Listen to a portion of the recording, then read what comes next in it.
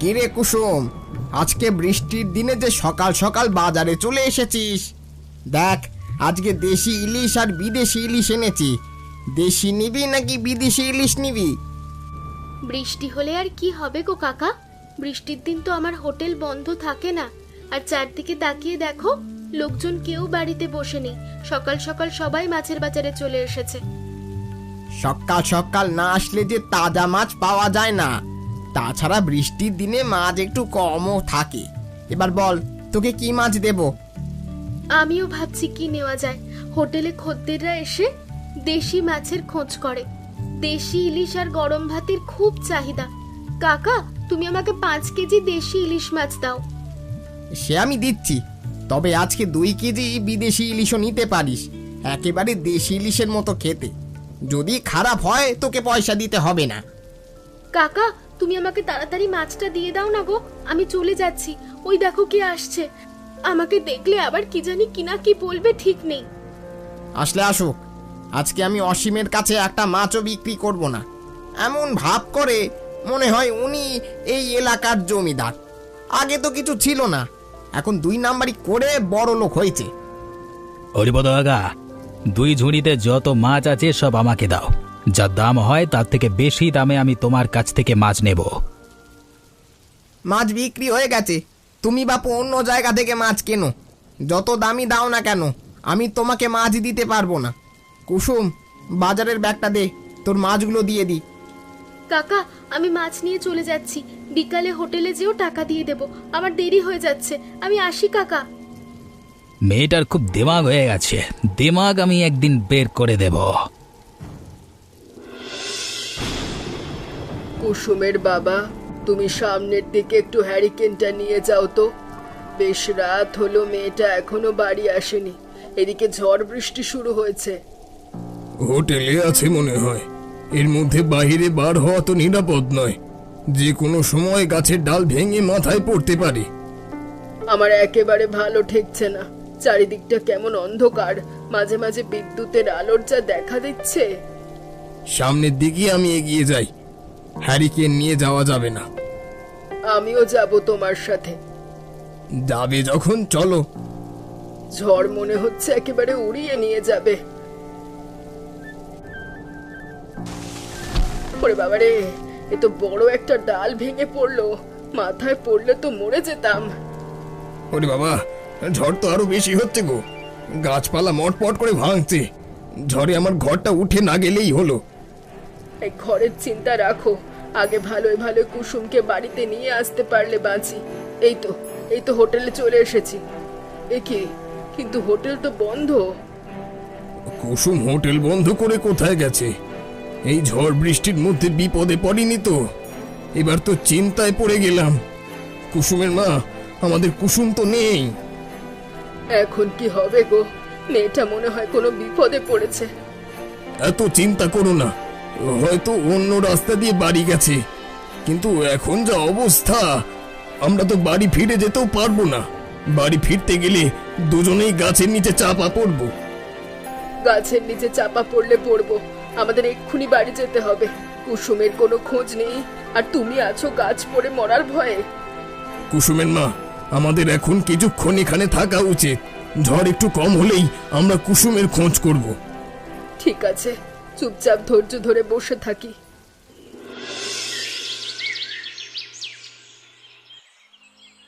রাত কেটে গেল, তবু আমার কুসুমের কোনো খবর নেই।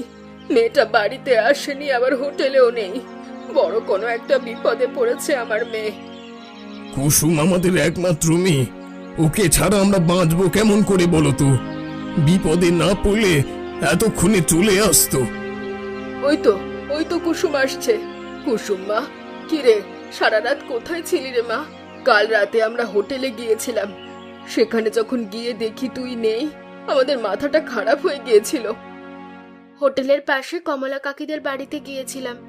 আমি হোটেল বন্ধ করে যখন বাড়ির দিকে আসি, তখন সামনে একটা বড় গাছ ভেঙে পড়ে। তারপর দৌড়ে কমলা কাকিদের বাড়িতে উঠি। তারপর আর বার হতে পারিনি। যাক মা, তুই এসেছিস, আমার একটু চিন্তা মুক্ত হয়েছে। আমরা তো একেবারে পাগল হয়ে গিয়েছিলাম। আমি জানি মা, তোমরা খুবই চিন্তা করছিলে। ভাবছিলাম একটু ঝড় কমলেই চলে আসব, কিন্তু ভোরের দিকে আমার চোখটা বুজে আসে, কখন যে সকাল হয় বুঝতে পারিনি। আজকে তোকে হোটেলে যেতে হবে না। একদিন হোটেল বন্ধ রাখলে খুব একটা অসুবিধা হবে না। তা নয় বাবা, খদ্দের এসে ফিরে যাবে, এটা আমি চাই না। তাছাড়া হোটেলে ভাত মাছ বিক্রি করেই তোমাদের সংসারটা চলে। সে হবে এক্ষণ, তুই আগে কিছু মুখে দিবি, আমার এক্ষুনি রান্না হয়ে যাবে। গরম ভাত আর ডিম ভাজি করে দিচ্ছি, তারপর খেয়ে হোটেলে যাবি। কিছু মুখে দিতে গেলে আমার দেরি হয়ে যাবে মা, আমাকে তো হোটেলে গিয়ে আবার রান্না করতে হবে। রান্না করেই আমি আগে খেয়ে নেব। কথা বললে শুনিস না? একটা দিন একটু দেরি করে হোটেলে গেলে কি এমন সমস্যা হবে বলতো? আচ্ছা ঠিক আছে, তোমরা যখন এত করে বলছো, আমি তাহলে আজকে দেরি করেই যাব। তবে এই সময়ের মধ্যে কিন্তু অনেক খদ্দের ফিরে যাবে। গেলে যাবে। কুসুম আজকে হোটেল খোলেনি যে? রোজ তো ভোরবেলা চলে আসে, আজকে কি এমন হলো? এত বেলা হয়ে গেছে তাও আসেনি। বেনো, তুই কুসুমের বাড়ি খোঁজ নিয়ে দেখতে পারবি কেন আসেনি আজকে? কেন? তুই জানিস না আমি কুসুমকে একদম সহ্য করতে পারি না। ওকে দেখলে আমার মাথাটা গরম হয়ে যায়। আমি ওদের বাড়িতে যেতে পারবো না।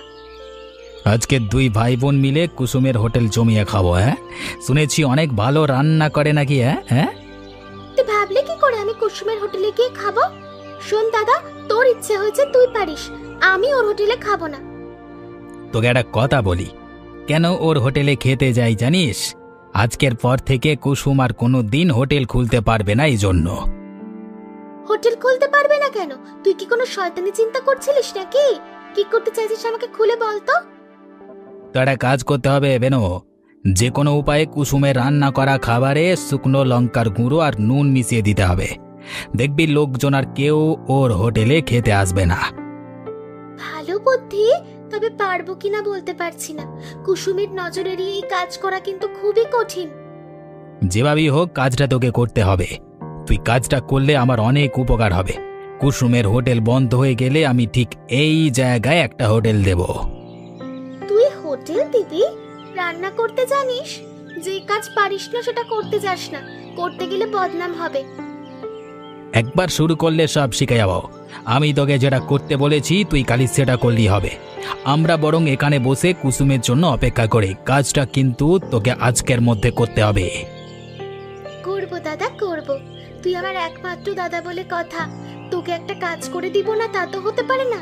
তুই এখানে বস, আমি কুসুমের খোঁজ নিয়ে আসি। ব্যাস তাই কর। কি হলো কুসুম, আর কতক্ষণ অপেক্ষা করব? খিদেতে আমার মাথা ঘুরে যাচ্ছে। একটু তাড়াতাড়ি কর, জানিস তো হোটেলে একবেলা ভাত না খেলে আমার মন ভরে না। এই তো কাকা, প্রায় হয়েই গেছে। আজকে হোটেলটা খুলতে একটু দেরি হয়ে গেছে গো, তাই জন্য রান্না করতেও দেরি হলো। বেনু, তুই ও মতিলাল কাকার পাশে গিয়ে বস। আজকে সকালে তোরা এসেছিস, কিন্তু হোটেল খুলতে পারিনি, তাই তোরা না খেয়েই চলে গিয়েছিলি। না না, আমি তো রান্না দেখছি। কি ভালো রান্না করিস তুই, গন্ধে আমার মন প্রাণ ভরে যাচ্ছে। কি করে জানলি আমি ভালো রান্না করি? আগে তো কোনোদিন আমার রান্না খাসনি। খাওয়া লাগে না রে কুসুম, রান্নার রং আর গন্ধই সব বলে দেয়।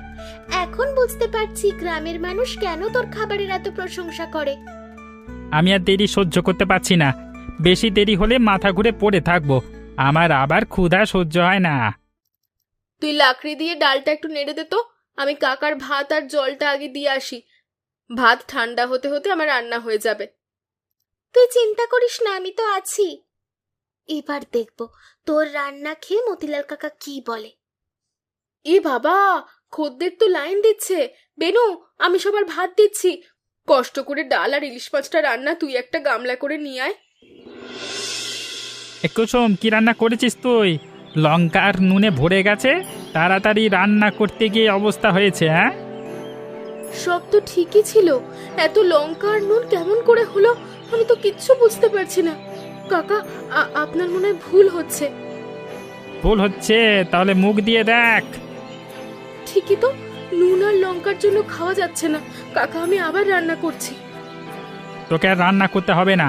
এই সবাই চলো, এই হোটেলে আমরা আর খেতে আসবো না। হরিপদ কাকা, আজকের মাছটা আমাকে দিতেই হবে। তোমাকে আর বাজার অবধি যাওয়া লাগবে না। তোমার কাছে আমি মাছ বিক্রি করব না। আমার মাছ রোজ কুসুম কিনতে আসে, আমি কুসুমের জন্য মাছ রেখে দিই। বাজারে তো আরো অনেক মাছ বিক্রেতা আছে, তুমি তাদের কাছ থেকে মাছ না কিনে আমার কাছ থেকে কিনতে চাও কেন বলো তো? তোমার মাছ টাটকা থাকে, আয় তোমার কাছ থেকে নিতে চাই। আর শোনো কাকা, আজকে থেকে কুসুম আর মাছ কিনতে আসবে না, ওর হোটেলে খদ্দের আসা কমে গেছে। তোমার কথা আমি বিশ্বাস করি না, তুমি খালি মিথ্যে কথা বলো। আমি মিথ্যে বলতে যাবো কেন? কি হয়েছে তোমাকে সব খুলে বলি। কালকে দুপুরে খাবারে অতিরিক্ত নুন আর লঙ্কা দেওয়ার কারণে লোকজন কুসুমের ওপর অনেক রেগে গেছে। তারপর থেকে আর কেউ কুসুমের হোটেলে খাবার খেতে আসছে না। তাই নাকি? তাহলে তো খুবই খারাপ খবর। কুসুম যখন আসতে পারবে না, তাহলে তুমি মাছ নিয়ে যাও। আমার কাছে দেশি আর বিদেশি দুই রকমই ইলিশ আছে। তা দু রকম ইলিশের দাম কত? দাম না জেনে তো আমি নিতে পারি না। এই এক ঝুড়িতে দেশি ইলিশ মাছ আর এক ঝুড়িতে বিদেশি ইলিশ মাছ আছে। দেশি ইলিশের ঝুড়ি 1500 টাকা আর বিদেশি ইলিশের ঝুড়ি 1000 টাকা। কোনটা দেবো তোমাকে? তুমি আমাকে বিদেশি ইলিশ দাও, আমি তোমাকে 100 টাকা বেশি দিচ্ছি। এ নাও 1100 টাকা। 100 টাকা বেশি দিচ্ছ? ভালো ভালো, তোমরা বাবু বড় লোক মানুষ, তোমাদের ব্যাপার আলাদা। এবার দেশি ইলিশ বিক্রি করতে পারলে আজকের মতো আমার বিক্রি শেষ। কিরে মা, এত বেলা হয়ে গেছে, তুই এখনো হোটেলে গেলি না? তোর কি শরীর খারাপ করেছে? দেখি জ্বর টর এসেছে কিনা। কিন্তু গা তো গরম না, তাহলে এত বেলা অবধি শুয়ে আছিস কেন? আমি কি একটু শুয়েও থাকতে পারবো না? এত প্রশ্ন করছো কেন? তোমার প্রশ্নের উত্তর দিতে গিয়ে তো আমি অসুস্থ হয়ে পড়বো। তুই এমন করে কথা বলছিস কেন? আমার মনে হয় তুই আমাকে কিছু একটা লুকোচ্ছিস। তোর কি হয়েছে একটু খুলে বল তো। মা, তুমি এখান থেকে যাও না, আমার কিছু ভালো লাগছে না, আমার মনটা খুব খারাপ। ঠিক আছে, আমাকে বলতে চাইছিস না, ঠিক আছে, বলার দরকার নেই। কিন্তু কিছু তো খাবি। রুটি আর ডাল রান্না করেছি, আমি এখানে দিয়ে যাব। মা, আমার হোটেলে আর খদ্দের আসে না, একদম বিক্রি নেই। বিক্রি না হলে আমাদের সংসারটা চলবে কি করে? কি বলছিসটা কি তুই এসব? বিক্রি নেই কেন? তুই কি আগের মতো রান্না করতে পারছিস না? দরকার হলে আমি যাব হোটেলে, রান্না এখন থেকে আমি করব। কয়েকদিন আগে আমার রান্নায় নুন আর লঙ্কা বেশি হয়েছিল, তারপর থেকে সবাই আমার উপর রেগে গেছে। আমার কি মনে হয় জানো, খাবারে সেদিনকে নুন আর লঙ্কা বেনু মিশিয়ে দিয়েছিল। এদিকে আবার আমার দোকানের সামনে অসীম ভাত মাছ বিক্রি করা শুরু করেছে। এখন বুঝতে পারছি, ওরা নতুন হোটেল দেবে বলেই তোর ব্যবসাটা নষ্ট করে দিয়েছে। কিছুদিন যাক, দেখবি ওরা আর হোটেল চালাতে পারবে না, তখন লোকজন ঠিক আবার তোর হোটেলে আসবে। তাই যেন হয় মা, নইলে আমাদের সংসারটা একেবারে অচল হয়ে যাবে। কিছু খেয়ে হোটেলে যাব, বাড়ি বসে থাকলে চলবে না। একদম ঠিক বলেছিস মা।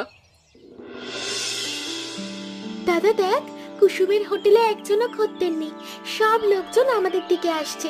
ওর ব্যবসাটা আমরা কেমন মাটি করে দিলাম, তাই না দাদা? চুপ চুপ চুপ চুপ, মতিলাল কাকা এসেছে। আমাদের কথা শুনতে পেলে খদ্দের কিন্তু আমাদের এখানে আসবে না।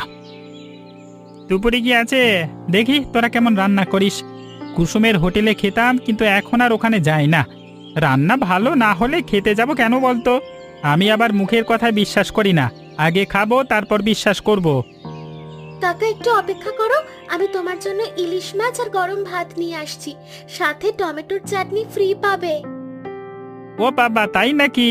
পাশের হোটেলে তো কোনোদিন ফ্রি কিছু পাইনি, তোরা ফ্রি দিচ্ছিস, দেখবি খদ্দের বাড়তেই থাকবে। হ্যাঁ, এই নাও কাকা, এখন খেয়ে বলো তো কেমন হয়েছে। মোটামুটি, খুব ভালো হয়নি। মাছের মধ্যে লঙ্কা নুন যায়নি। তাছাড়া আমার তো দেশি ইলিশ বলে মনে হচ্ছে না, দেশি ইলিশের স্বাদ এমন হয় না। চাটনিটা মুখে দিয়ে দেখি, না না, এটাও তেমন ভালো হয়নি।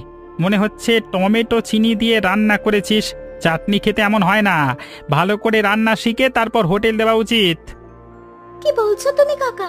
সবাই আমাদের রান্নার প্রশংসা করে আর তুমি খেয়ে বদনাম করছো। সত্যি বলতে তোমার স্বভাবটাই খারাপ, কোনো জিনিসে ভালো বলতে পারো না।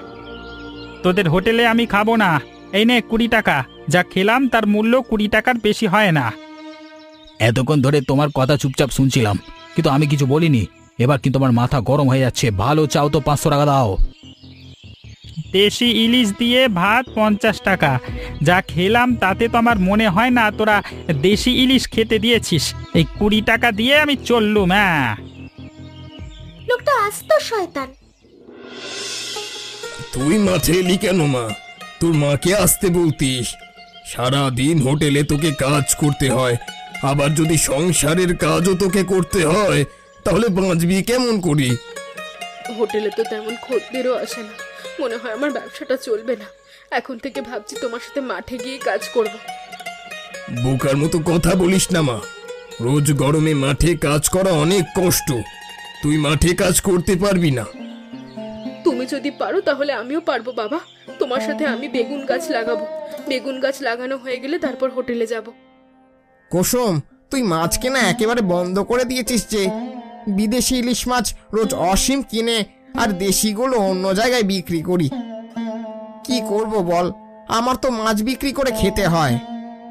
অসীম তোমার কাছ থেকে বিদেশি ইলিশ কিনে নিয়ে আসে আর বিক্রি করে দেশি ইলিশ বলে। ওর জন্য আমার হোটেলে খদ্দের আসে না। খদ্দের আসে না বলে আমি আর মাছ কিনি না।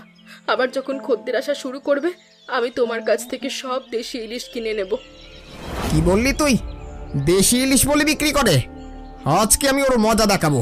কুসুম, তুই আমার সাথে চল, ওকে দেশি ইলিশ বলে বিক্রি করার স্বাদ মিটিয়ে দেব। চলো কাকা। বাবা, আমি হরিপদ কাকার সাথে গেলাম। আচ্ছা মা, যা। দেশি ইলিশ একবার খেলে বারবার খেতে আসতে হবে। একবার নদীর তাজা ইলিশ, সাথে টমেটোর চাটনি ফ্রি।